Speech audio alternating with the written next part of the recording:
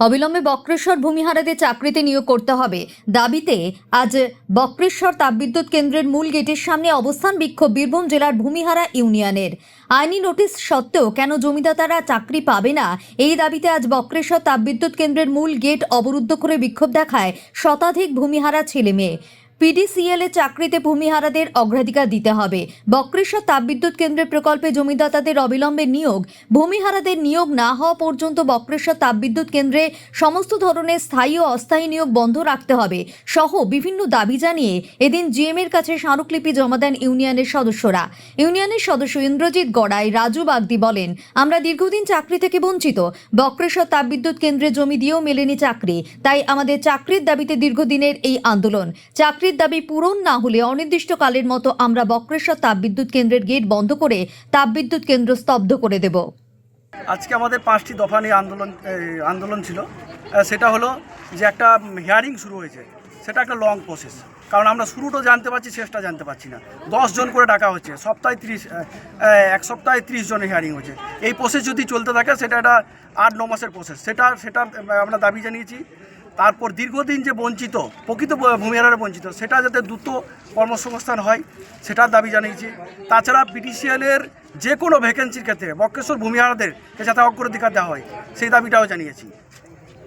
তো এই যে নিয়োগ হচ্ছে না কেন, কি মনে করেন?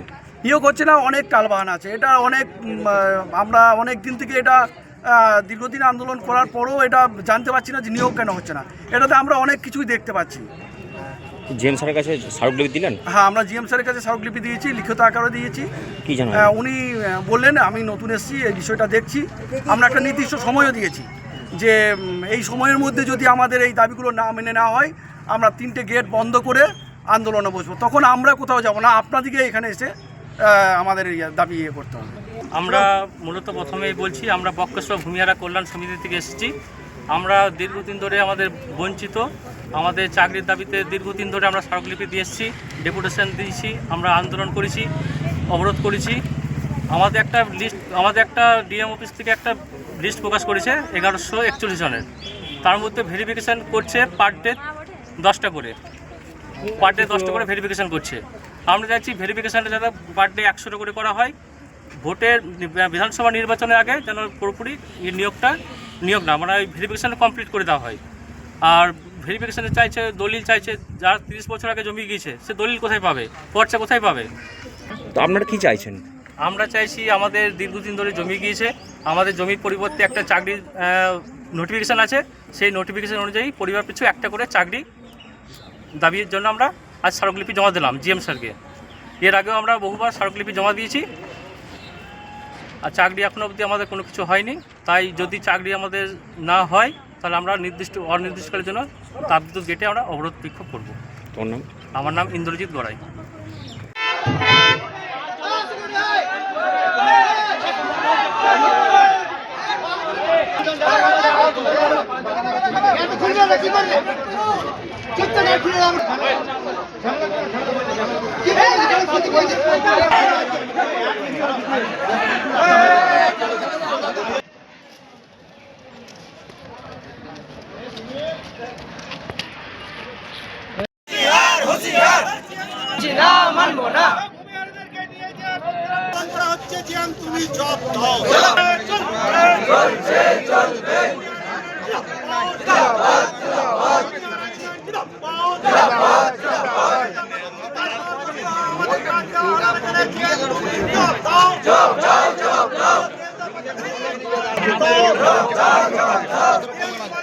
বিল্ডিং এর সামনে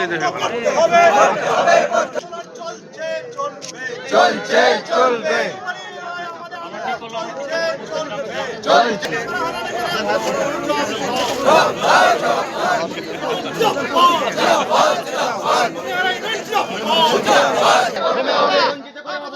মানছি না, মানবো না।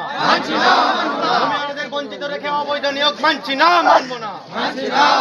একই জেলায় দ্বিচারিতা হচ্ছে কেন, জিএম তুমি জবাব দাও। একই জেলায় দ্বিচারিতা হচ্ছে কেন, জিএম তুমি জবাব দাও।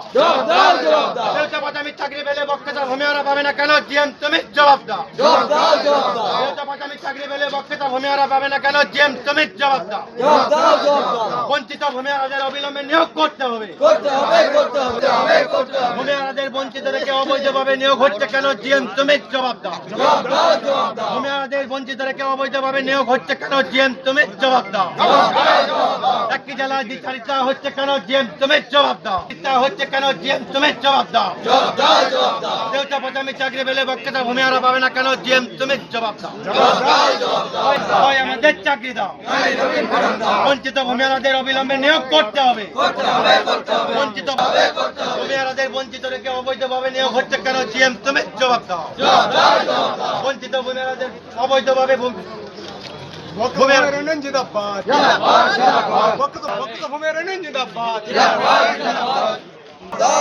চাকরি পেলে আমরা পাবো না কেন জিএম তুমি জবাব দাও। একই জেলায় দ্বিচারিতা মানছি না, মানবো না। আইনি নোটিফিকেশন ছাড়া ছাত্র চাকরি পাবো না কেন জিএম তুমি জবাব দাও। আইনি নোটিফিকেশন ছাড়া ছাত্র চাকরি পাবো না কেন জিএম তুমি জবাব দাও। আমাদের চাকরি দাও। চাকরি পেলে আমরা পাবো না কেন জিএম তুমি জবাব দাও।